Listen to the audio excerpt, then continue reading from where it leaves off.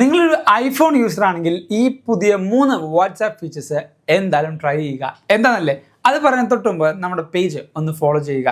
WhatsApp എടുക്കാം, സെറ്റിംഗ്സിൽ നിങ്ങളുടെ പേരിൻ്റെ സൈഡിൽ കാണുന്ന പ്ലസ് ബട്ടൺ ക്ലിക്ക് ചെയ്യുകയാണെങ്കിൽ ഈ സെയിം വാട്സാപ്പ് ആപ്പിൽ തന്നെ നിങ്ങൾക്ക് സെക്കൻഡറി ആയിട്ടുള്ള ഒരു വാട്സാപ്പ് അക്കൗണ്ട് സ്റ്റാർട്ട് ചെയ്യാൻ പറ്റും.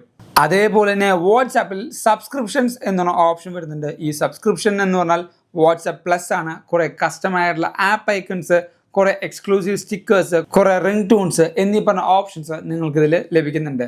അതോടൊപ്പം സെറ്റിംഗ്സ് എടുക്കാം, അക്കൗണ്ട് എടുത്തിട്ട് യൂസർ നെയിം എന്ന ഓപ്ഷൻ എടുക്കാം. ഇവിടെ നിങ്ങൾക്ക് കസ്റ്റം യൂസർ നെയിം ക്രിയേറ്റ് ചെയ്യാൻ പറ്റും. അതായത് നിങ്ങളുടെ കോൺടാക്റ്റ് ഇല്ലാത്തവർക്ക് പോലും ഈ ഒരു യൂസർ നെയിം സെർച്ച് ചെയ്തുകൊണ്ട് നിങ്ങളെ കണ്ടുപിടിക്കാം.